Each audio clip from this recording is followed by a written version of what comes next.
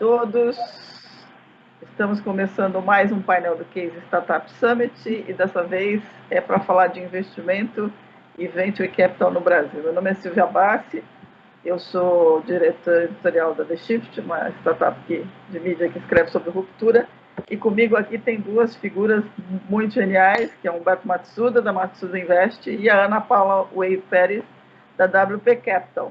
E a ideia aqui é a gente fazer uma coisa que a gente fez ano passado, né? Conseguir debulhar essa efervescência ou não do mercado, do cenário de startups e dos investimentos no país. Então, Humberto, Ana, obrigada por terem topado aí o convite e obrigada pela presença. Queria abrir só para vocês dois darem um oi para a gente começar. Silvia, oi. Obrigada por estar presente aqui. Meu nome é Ana Paula Vei, como você já comentou.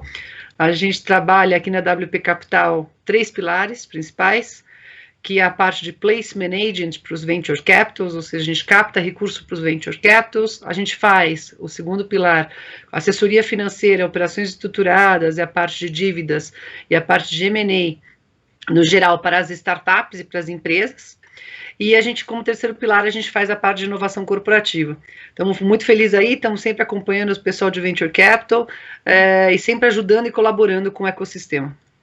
Humberto. Oi, Silvia. Aqui é Humberto. Obrigado aí pela essa oportunidade da gente bater um papo novamente. É uma honra estar aqui novamente com vocês duas, contigo e com a Ana, aqui para repetir o painel do ano passado e trazer aqui talvez uma visão um pouco mais nude, mais para valer, roots, desse universo dos startups e venture capital que a gente tem aí trabalhado juntos há tanto tempo. Muito bom, maravilha. Ok, bom, para mim é uma diversão, né? Porque vocês dois são ótimos, eu me divirto muito. Bom, vamos lá. Começar com o inevitável e impossível de não perguntar, né? O ano passado a gente, quando conversou, falou que era tinha sido um ano agitado e que tinha aquele monte de fiasco de unicórnio, ainda assim as coisas tinham andado, a gente falou disso tudo, e aí entra 2020, prometendo ser o ano mais importante da década, e a gente é disruptado por um bicho, né, por um vírus que vem lá de um pangolim que é exportado no meio da China, né? E aí tudo bagunçou. Quem era disruptor foi disruptado pelo vírus, que é o caso das startups de hospitalidade e outras startups que estavam no mercado de vendas, mas ainda assim os sinais que estão aparecendo aqui até o final de setembro é de que o Brasil continua meio passando incólume aí, pelo menos com relação ao investimento, né? Mas eu queria ouvir de vocês primeiro, assim, considerações iniciais, pandêmicas ou não, o que estamos vivendo agora em termos de cenário de startups e investimentos e venture capital no Brasil. Ania, quer começar? Posso. Eu acho que, assim, para os ventures, eu acho que para quem estava capitalizado, foi uma boa oportunidade. Que com o Covid existiram várias oportunidades com relação às startups. As startups tiveram que pivotar em alguns dos modelos, tiveram que reduzir estrutura, tiveram que repensar na parte de cash burn, né, para segurar um pouco, e que algumas delas que estavam extremamente estranguladas com a parte de cash burn acabaram dando uma opção muito vantajosa para os ventures, né? O que fez com que muitos dos ventures entrassem nesse mercado agora, você falou aí de 2.3, 2.2 bi, né? O que fez alguns desses ventures entrarem agora no mercado com valuation mais do que o pessoal estava falando aí de 2018, aí, né? Voltando um pouco 2, 3 anos. Humberto me corrija aí, mas é o que a gente tem ouvido bastante falar. Mas com relação à captação dos ventures, quem não estava captado foi um problema, porque o Venture Capital continuou negociando com as startups, mas ele estava sem recursos. E a maior parte dos investidores brasileiros travou, né? Com preocupação em bolsa, preocupação estratégica. Então, isso foi um problema, no geral, o que a gente viveu aqui na WP, o que a gente percebeu muito em relação ao mercado. O que eu tenho visto recentemente assim, nesse universo de startups e investimentos é, de fato, um crescente cada vez mais forte nessa parte de fintechs, né? Saiu um resultado agora recentemente aqui de uma pesquisa feita por uma empresa aqui de São Paulo, né, falando que só em setembro a gente teve aí 843 milhões de dólares em aportes, né? Desses 843, 300 milhões foi só para o Neon. Talvez o que eu sinto que é mais palpável dessa tendência é que os bancos começaram a se movimentar e entrar nessa discussão, né? Muitos dos investimentos que a gente tem visto nesses últimos meses são, de alguma forma, ligados ou aos próprios bancos ou famílias controladoras desses bancos, e esse tem sido, talvez, o principal motor de investimentos em fintechs, né? Isso acaba, obviamente, atraindo outros fundos para participar dessa ciranda. A gente tem visto não só os fundos brasileiros, mas os fundos internacionais. E eu acho que um outro fator também que corrobora com essa movimentação é o espaço que fintech criaram, não só fintech, mas também para outros IPOs que também estão aí na fila, né, do mercado brasileiro. Ana, você sinalizou que quem estava capitalizado se deu muito bem, quem não estava teve que continuar tentando investir, mas puxando o freio de mão. E você citou os venture capitals brasileiros. A gente consegue ver esse ano uma mudança de cenário? Tem mais presença de estrangeiro investindo do que no ano passado? Isso pode ser uma tendência, até por conta do dólar e tudo mais? A gente vê uma presença de estrangeiros, mas o problema é que o nosso câmbio está muito, né, tá muito ruim em relação ao dólar. Então, aquilo que já era difícil em 2019, porque a gente estava falando de 1 para 3, então uma série A de 1 milhão, uma série seed de $1 milhão nos Estados Unidos estava em R$ 3 aqui. Agora, um de dólares lá nos Estados Unidos vai virar 5.600 aqui, né? O que já é uma série A, começando a entrar numa série A. Então, a gente entrou numa defasagem muito grande nesse ponto com relação às teses de investimento dos fundos em relação aos cheques. Então, captações de 15 milhões de reais, a gente fala em 3 de dólares, o que significa para alguns dos fundos lá fora muito pequeno e para aqui muito grande. Então, a gente tem um gap muito grande por causa do câmbio, Silvia, e isso atrapalhou demais as empresas. Eu não vejo que isso ajudou os estrangeiros a entrarem, mas atrapalhou as teses de investimento em relação a eles, porque eles não conseguem entender em que fase a startup está, né? E o dinheiro que a startup precisa não entra dentro da tese do cheque. Então fica um negócio bem complicado, porque a fase que você coloca como fase de série A ou série B, incluído para o venture capital estrangeiro, tem a fase em KPIs, em tese de investimento com relação ao CAC da empresa, ao market fit, ao produto, como é que está o estágio da startup, como é que a startup está em fase de produto, ou de crescimento de produto, ou de crescimento de mercado. E muito diferente com relação ao dólar, porque a diferença que a startup vai ter em relação ao Brasil é muito grande. Então, isso vai atrapalhar, porque eu não consigo medir só por cheque. Eu também tenho que medir por fase que a startup está, por break-even, por uma série de KPIs. Não sei se o Humberto concorda comigo aí, mas a gente tem visto muito essa diferença, e a gente tem sentido bastante essa diferença com os estrangeiros. Com certeza, a gente está passando por um momento onde o câmbio favorece o investimento de estrangeiros, né?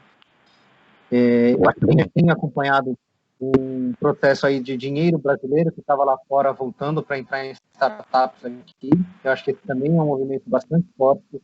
A gente tem visto cada vez mais family offices que nos últimos anos alocaram bastante capital em investimentos fora do país, tem repatriado uma parte desse capital para investimento não só em venture capital, mas também em outros ativos como private equity e até em real estate, né?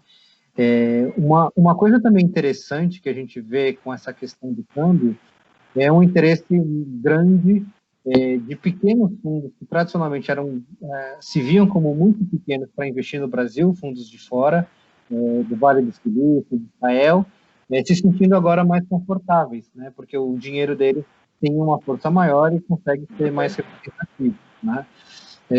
Curioso também perceber, acho que uma certa melhora da maturidade desses investidores, porque a gente está vendo também um processo de co-investimento e syndication melhor, né? Estão se formando, assim, digamos, corredores de investidores, né? Um alinhamento entre investidores de pre-seed, com seed, Series A, Series B, que começa talvez com investidores pequenos, locais, aqui brasileiros, mas que já tem um certo alinhamento para co-investimento com fundos de fora, né? Então, acaba sendo, assim, evidente para quem está no mercado, ver certas trilhas que levam a um perfil de fundos, a um grupo de fundos compostos por brasileiros e estrangeiros que vêm preenchendo essa cadeia. Legal. Eu queria falar um pouquinho de pegar ainda um pouco, né, nessa questão de pandemia logo após e o que vem agora, né? No começo, quando estourou a pandemia, teve aquela carta lá agora eu perdi o nome da empresa, falou assim, cortem tudo, demitam tudo, né, puxa o freio de mão, e foi um horror, né? Eu achei aquilo terrível, né, porque você tinha um custo social absurdo, mas teve, né? Aí tem um lado pragmático meio terrível do investidor e da startup que a gente tem que encarar como parte do jogo, mas fica sempre a questão. Ao mesmo tempo, as startups estavam muito fortes, que é o caso da hospitalidade, tiveram que parar tudo, o Airbnb teve que atrasar a IPO, teve que se refazer, startups ligadas ao mercado imobiliário, e aí saltou, né, um cenário em que fintech continuou bombando, e agora cada vez mais, porque a gente tem Open Banking, Open Finance, e chega uma enxurrada de coisas, e ao mesmo tempo a gente entrou num cenário da chamada low touch economy, né, em que investir em operações que favoreçam o distanciamento social e as relações sem muita fricção entre o consumidor e as marcas são a bola da vez. Elas subiram aquela ladeirinha lá do hype cycle do Gartner, né, de uma hora para outra, né, tá todo mundo lá no topo, e a gente tem. Então, assim, olhando para isso tudo, né, e a primeira coisa, será que essas regras todas, e a Ana citou as etapas, Series A, não sei o quê, não mudou, não tá, se está tudo em revisitação, não tem que revisitar também como é que se faz negócio? Está tudo em jogo agora? Em que sentido você está falando isso? Da forma de fazer investimento? Da forma de fazer investimento, porque além disso você começa a ter agora players como empresas tradicionais cada vez mais comprando startups. Você tem um outro movimento, né? O que isso significa para esse cenário? Depois eu queria pegar a questão de no que um empreendedor hoje deve apostar, mas eu queria primeiro entender essa equação, porque teve muita mudança ao mesmo tempo. Então, o que a gente vê, na verdade, talvez de uma forma macro, é a necessidade de se modernizar e se adaptar a uma realidade onde existe uma plataforma de telecom, uma malha de telecom minimamente eficiente, né? A gente sabe aí que o marketing travando, o áudio fica ruim, mas existe essa plataforma, né? Vis-à-vis a costume, a hábito, a mania de preferir fazer de outro jeito, né? Então, quando vem uma pandemia e força essa mudança, força essa adoção incondicional, muitas coisas acabam ficando expostas, né? Então, essas coisas se transformaram em oportunidades ao longo desses últimos meses, né? Esse processo de digitalização que já vinha ocorrendo, ele ficou mais urgente, ele deixou de ser uma questão necessária para a liderança de um mercado, de um segmento econômico, para se tornar uma questão de sobrevivência, inclusive para as empresas consideradas low-tech ou pequenininhas, né? Durante a pandemia, quem não tem condições de vender online, quem não tem condições de atingir o seu público através do aplicativo, através de internet, teve uma dificuldade muito maior do que as empresas que conseguiam fazer isso. Não precisa ser uma empresa de telecom, um aplicativo, um serviço inovador. A gente está falando de restaurantes, a gente está falando de varejo, a gente está falando de varejo de roupa, comida, de eletrônicos, instrumentos musicais, o que quer que fosse, né? A parte de serviços, então, ficou ainda mais complexa, né?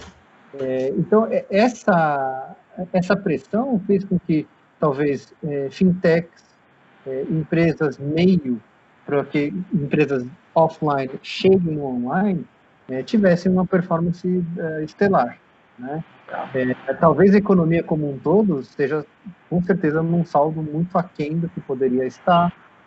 A maior parte das pessoas vai sofrer consequências negativas do ponto de vista econômico em relação à pandemia, mas, ao mesmo tempo, aquelas empresas que estavam bem posicionadas para atender essas necessidades que surgem com o lockdown, surgem com a dificuldade de mobilidade, surgem com o medo do contágio, concentraram muita riqueza. Simples assim.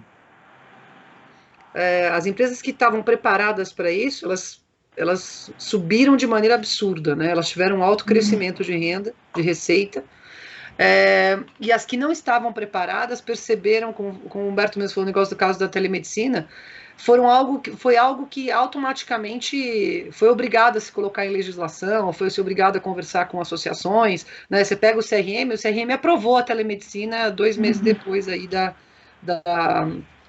do lockdown, né? Os e-commerce, que todo mundo tinha aversão, né? Ninguém gostava muito, etc. Tal, passaram né, principalmente em alimentos, marketplace, e-commerce passaram a bombar, né? Estarem assim no processo. Tem até muita gente questionando se eles vão continuar no mesmo crescimento que eles ficaram na pandemia, né? Porque as pessoas estavam em casa, eram obrigadas a comprar online, né? Então eu acho que o mercado como um todo ele está se comportando da seguinte maneira. Ele muda para o corporate venture nesse ponto, e eu concordo com você nesse ponto, Silvia. O venture capital tem essas teses, mas o corporate venture e o family office, como o Roberto colocou aí, ele não tem essa tese de seed ou série A, etc e tal, né? Ele está um pouco fora disso, né? Às vezes ele até se atrapalha um pouco e acaba atrapalhando o empreendedor, porque ele não entende muito isso, ele quer entrar e ponto, né? Se preocupando com a diluição, né, ele não vai se preocupar com mais nada a não ser diluição, mesmo desde que ele seja orientado, né? O empreendedor tem que orientar ele, porque às vezes ele conhece, às vezes não. Desde que a diluição do empreendedor seja colocada para dentro do que seria o certo, dentro da série A, ou da série B, da série C, apenas por não desmotivar esse empreendedor, etc e tal, eu acho que está muito válido, porque a gente teve casos agora de uma aquisição ontem, a gente teve de uma startup que a gente estava vendendo para um estratégico. Então, você está conseguindo vender para estratégicos empresas com valuation de 20 milhões de reais, que antigamente uma multinacional jamais compraria, nem olharia, né? Que hoje está olhando porque, essa startup não está faturando nada, ou está faturando, sei lá, 200 mil por mês, ou 300 mil por mês, ou 400 mil por mês, é quase nada, né? Para o estratégico, caramba, né? 3 mil reais por mês, 3 milhões por ano, né? Ou sei lá. Mas o que ela me agrega de valor? Qual é a sinergia dela? Como falou Humberto, eu preciso estar preparado para esse novo consumidor. Esse cara não vai voltar a ser o que era antes da pandemia. Então é mais fácil eu comprar a startup, mesmo que ela tenha pouco receita. O que eu estou comprando? Eu estou comprando a estratégia, o produto sinérgico para mim. E a minha distribuição e a minha receita vai fazer com que essa startup renda muito mais, né? Quer dizer, o produto e o serviço dela. Isso a gente viu muito, os estratégicos estão de olho exatamente nisso. Acabou aquela história do estratégico falar, eu só vejo acima de 100 milhões, 200 milhões. Isso acabou. Isso eu concordo com o Humberto nesse ponto. Os ventures, eles mantêm a tese. Né, eles têm essa coisa da tese e tal, mas os estratégicos e os family offices e principalmente estratégicos, levando em consideração a parte de corporate venture, a área de inovação, eles estão sendo bem categóricos em eu preciso colocar alguma coisa para que o meu modelo de negócio como core não morra. Se isso está dentro do meu core, pode faturar 1 milhão por ano. Depende de quanto vale para mim, eu vou comprar e vou tentar tirar. E o que acontece também? Tirar esse empreendedor para comprar 100% da startup, Humberto, acho que vai concordar comigo, é difícil, né? Porque esse cara tá vendo um crescimento. Então, tirar o cara quando tá com 1 milhão, 2 milhões, 3 milhões de faturamento para comprar 100%, eu vou ter que pagar mais caro. Porque esse cara não quer sair, não é o objetivo dele. Ele quer ser um unicórnio, ele quer crescer. E tirar ele, levar ele para ser um executivo de uma multinacional, para passar o bastão, eu tenho que pagar mais caro. Perfeito. Tem até alguns comentários em cima disso, que a Ana está coberta de razão. A gente tem que lembrar que a gente está num cenário de taxa de juros super baixa, né? Exato. Ao longo da pandemia, continuou rolando M&A por todos esses motivos que a Ana mencionou. Inclusive, eu acho que tem uma outra tendência que não existia ano passado, que esse ano se acentuou, que são as grandes empresas, né, alguns unicórnios brasileiros comprando outras startups e forçando a oferta que eles não tinham ainda começado a fazer no ano passado. Outro ponto também eu vejo que é interessante da gente mencionar, como a Ana falou dos corporates, a busca de, inclusive, uma valorização muito grande das inovações incrementais, e não só daquelas disruptivas ou que eles consideravam realmente significativas, né?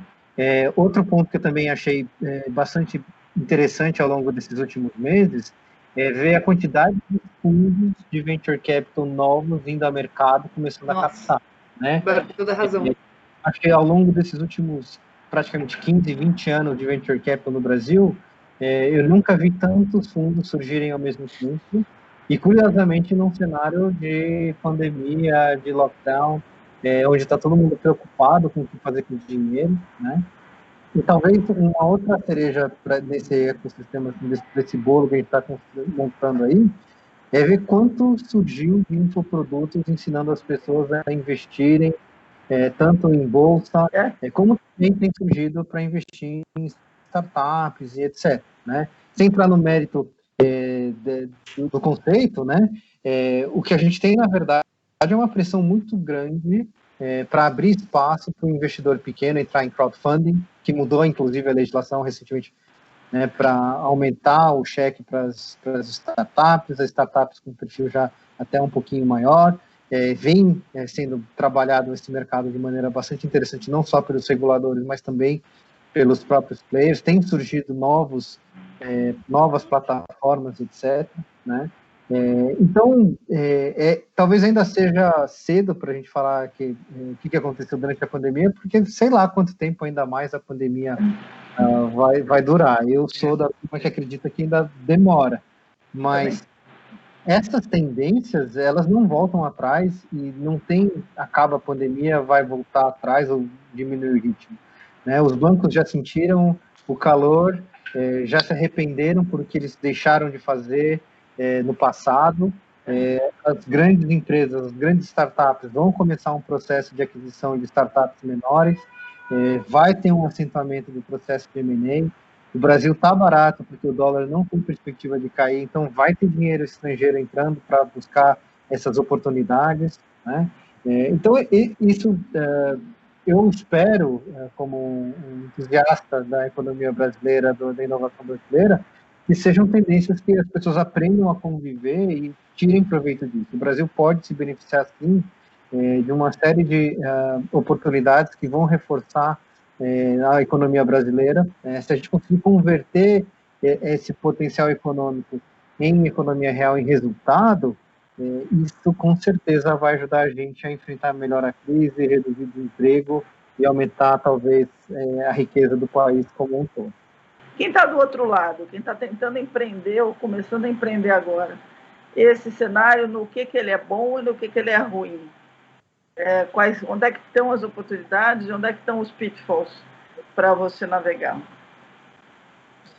Talvez seja ruim pelos valuations, talvez seja ruim porque contratar a gente agora é desafiador, né? Talvez seja ruim para quem esteja começando, testar coisas novas num ambiente de restrição e incerteza. Mas, por outro lado, eu acho que é um momento excelente para novidades, para testar novas formas de fazer negócio, novos serviços. A gente é muito carente ainda de virtualização, de transformar serviços que são hoje eminentemente offline, culturalmente contratados de maneira offline, consumidos de maneira offline para uma maneira online, né?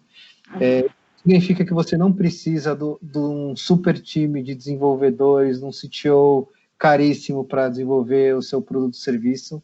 Tem coisas que vão ser criadas de maneira incremental, né, de maneira, entre aspas, manual, via internet, né? A gente sabe aí, muitas startups, elas vão captando, vão crescendo, se posicionando como empresas de tecnologia, mas, na verdade, atrás do app, atrás do site, estagiário e Excel, né? Temos histórias, assim, não só no Brasil como fora, então existe esse modelo. né? Provar que existe a razão de ser, provar que existe uma atração de interesse, que o price está certo. Muito bem. Mas eu acho que o fato desse pessoal for empreender agora, eu acho que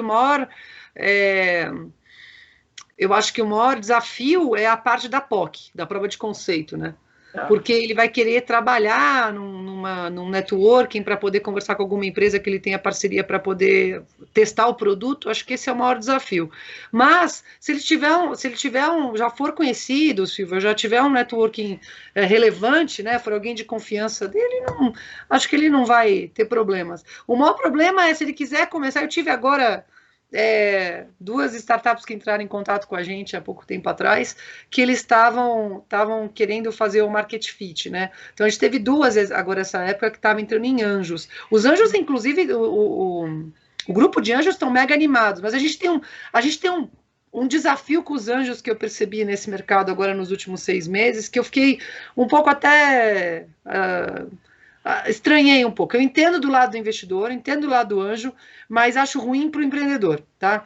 Então, se você considerar 2014, 2015, até 2017, as pessoas entravam em startups brasileiras que não estivessem com o market fit completamente formatado, né? Então, eu não tenho o meu produto ainda completamente pronto, ainda estou começando a faturar, eu faturei, sei lá, R$1.000, ou não faturei nada ainda, né? Estou começando a entrar. Os anjos têm esse papel, né? Os Friends and Family têm esse papel. E os grupos do anjo também deveriam ter esse papel. E os grupos dos anjos não estão tendo esse papel mais. Os grupos dos anjos querem startups faturando na faixa de 30 mil. Né, na faixa de 40 mil mês. Isso eu acho que ficou difícil, mas eu não acho que foi só uma questão da pandemia. Eu acho que ao longo dos anos, o investidor brasileiro foi entrando com essa tendência de tipo, eu vou poder escolher entre startups que faturam mais. Então, o cheque do anjo foi ficando cada vez mais alto. Aí o Humberto me corrige aí, mas é o que eu estou vendo nos grupos. O cheque foi ficando cada vez mais alto. Então, você pega um anjo fazendo cheque de 3 milhões, grupo de anjo fazendo cheque de 1 milhão, e fazendo co-investimento com outros anjos, virando um cheque de 3 milhões para uma startup. Que não era o padrão de um anjo. Um anjo era para investir 200k, né? Era para investir 500k, 800k, no seguinte modelo. Eu vou ajudar ele a pivotar, criar o seu modelo de negócio, etc. Agora não, eu quero o cara já para escalar, né? Eu quero o cara faturando com 10 mil, 20 mil, 30 mil, já completamente moldado. Então, eu acho que isso dificultou, Silvia. E ainda no modelo de pandemia, que ele está cada vez mais longe, principalmente no modelo B2B, né, fica mais difícil, porque no B2B eu tenho que fazer uma visita à empresa, eu tenho que fazer ainda aquela coisa formal para vender no B2B. E ainda são vendas que demoram de 2, 3, 4, até 6 meses de contrato, a gente sabe disso nas multinacionais. E aí as multinacionais também aproveitaram que estavam em casa, etc e tal, tira férias, né, sai 2 meses aqui, 3 meses ali. Então, isso dificultou muito para quem está vendendo B2B. Né? As empresas que já estavam formatadas e que tinham esse modelo de negócio, como falou o Humberto aí, né, para a sinergia, para o core da inovação, que fosse para tudo que ajudasse a empresa a colocar os funcionários no home office, né, teve até aquele site de Covid com as principais empresas de startups colocadas, né, então tem ali um site de Covid, até depois passo para vocês aí, mas tem um site com as startups consideradas para Covid, que foi a parte de facilities, a parte de saúde, né, a parte de fintechs. Então, toda essa parte que era considerado core na parte do Covid, que ajudaria o consumidor final, foi fenomenal. Agora, o que não era core, né, como você falou, a parte imobiliária, né, não vou fazer isso agora. Você vai falar com o cara da Lopes, o cara da Lopes vai falar assim, eu tô de férias agora, né, me botaram de férias em seguida. Então, assim, isso a gente reparou muito. A gente eu tô como venture builder de um projeto que a gente foi conversar com o Banco Carrefour. Pô, para fazer o cara de inovação conversar, primeiro botar a pessoa de inovação de férias porque estava com 20 dias atrasado, então aproveitaram o Covid. Então, depois voltou, aí ia conversar com o pessoal, aí fazer reunião, aí o outro estava de férias também da área, né? Então, até ele conseguir conversar com todo mundo da área para ver se o projeto valia a pena, demorou 3 meses. O que é normal numa multinacional. Mas o que piorou muito, porque a multinacional estava simplesmente reduzindo os custos e aproveitando para colocar todos os funcionários possíveis para quebrar as férias que eram viáveis, né? Então, isso também foi uma estratégia de todos os empresários, no geral, no Brasil, e considerou isso como para o empreendedor menor é ruim. Ele está começando agora, coitado. Ele não consegue esperar 3, 4 meses para viabilizar o processo. Não que ele já não tinha isso, mas piorou, tá? Acho que esse processo piorou, tá? Porque houve uma ênfase. Foi quase como se ele tivesse, Silvia, entrando com o projeto em janeiro, entrando em dezembro, no Natal, né? Que você termina dezembro, começa dezembro, aí tem férias, aí vem janeiro, aí vem fevereiro, carnaval. Foi quase aquele modelo que a gente tem de carnaval e Réveillon, começando em abril, né? Quando o cara tinha acabado de sair do carnaval, né? Era para começar o ano, né? Então, acho que isso atrapalhou. Acho que isso realmente atrapalhou. Uma pergunta para vocês com relação a esse cenário. Vocês desenharam um cenário e a gente vê isso na The Shift, que assim, as empresas, as chamadas incumbentes, né, que vocês, todas elas estão desesperadas, né? Entraram na pandemia sem ter feito a lição de casa na década passada, tudo se acelerou, né? E aí a saída vai lá e compra, né? Como a Ana bem mencionou, vai lá, compra uma empresa pequena, talvez mais pelo capital humano e pela inteligência e pela solução, porque ela sabe que ela não vai ter tempo, né? Então fica a pergunta, ainda tem aquele conceito do empreendedor que não quer vender porque ele quer ser unicórnio, ou o mercado está tão quente porque está todo mundo tão desesperado por inovação e por disrupção, que essa coisa da paixão, do propósito, de vou fazer a minha própria empresa, cai por terra um pouco, porque as oportunidades de fazer uma coisa diferente estão ali na frente com as incumbentes. Eu acho que o sonho de conseguir fazer essas rodadas e virar um unicórnio e tudo mais, ele sempre vai estar rolando. Mas aí eu acho que existe um perfil tanto de negócio, que existe esse potencial de crescimento, tem que ter tamanho de mercado, aí sim tem que ter uma preocupação com inovação, com potencial de crescimento, etc. Tem, além disso, o perfil dos investidores daquela empresa, né? Talvez empresas sem investidor tenham um apetite específico para serem compradas. Quando existem investidores institucionais, principalmente investidores que colocam nas rodadas um volume maior de dinheiro, aumenta a pressão do retorno desse dinheiro. Para poder dar retorno desse dinheiro, a pressão para crescer aumenta, né? Então, geralmente, quem é o responsável por drivar esse aumento, esse apetite por mais rodadas e mais crescimento, na verdade, são os investidores, principalmente investidores Series A e Series B, né? Mas eu acho que, de uma certa forma, o que está rolando no Brasil é um pouco de tudo, porque, inclusive, a gente tem IPOs, inclusive, a gente tem aquisição de grandes empresas, aquisição de... Está uma tendência clara, ou bater o martelo dizendo que o que está acontecendo é de um jeito ou de outro. O interesse, esse sonho de criar, ele vai estar presente, e talvez seja muito mais em função dos investidores do Series A e Series B do que uma tendência de mercado ou um momento econômico. Eu concordo com o Humberto, assim, eu acho que ainda não dá para definir se é uma tendência de mercado. Tem essas estratégias saindo em cima dos families, em cima dos corporate ventures, né? Concordo com ele com relação à parte dos venture capitals, está surgindo um monte de venture capital, assim, é impressionante, e muitos são family offices que, em vez deles investirem nos próprios ventures, eles deixam de ser, eles já investiram, sei lá, em 15 ventures, 10 ventures principais, e ele foi lá e agora resolve fazer o dele, né? Então está surgindo muito isso também.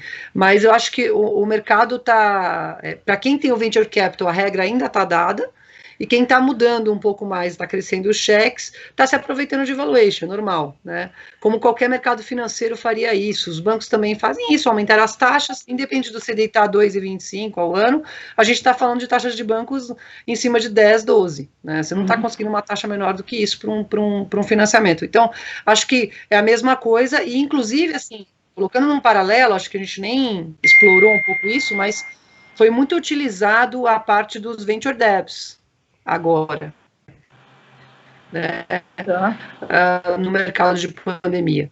E os venture debts se aproveitaram demais disso. Tem o Rohit Bhargava, ele fala uma coisa interessante. Ele fala, logo que começou a pandemia, ele ia falar na South by Southwest, e eu ia, e dancei, né? Na minha primeira South by Southwest, não deu para ir, fiquei aqui. E aí eu fiz uma entrevista com ele falou o seguinte: não adianta você agora entrar em pânico e achar que você se perdeu, porque está todo mundo parado. O que você tem que pensar é qual a primeira coisa que o seu potencial cliente ou consumidor vai fazer quando isso acabar, né? Esse é um jeito de pensar, né? Porque aí você aposta lá. A outra é entender que a gente nunca mais vai se livrar do distanciamento social, e aí todo esse cenário de não fricção, ele muda drasticamente, né?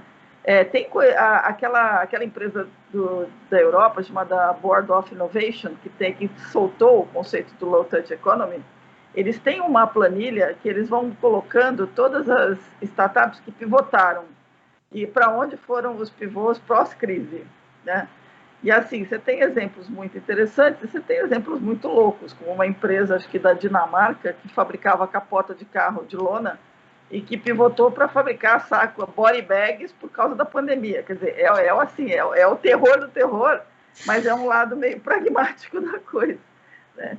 Então eu concordo com vocês. Eu concordo muito com a Ana. Eu acho que food techs em geral vão ter uma importância brutal, mas eu concordo também que fintech e essa área de telemedicina faz todo sentido. Bom, acho que acabei eu dando o palpite aqui, né? Eu entrevistando, né? Porque eu não me aguento um pouquinho aqui. Gente, eu queria agradecer. Eu espero que o pessoal tenha aproveitado. Espero que tenha dado tudo certo. Mandem perguntas. Obrigada, Ana. Obrigada, Humberto. Obrigado, Obrigada, Silvia. foi um prazer. Um prazer também.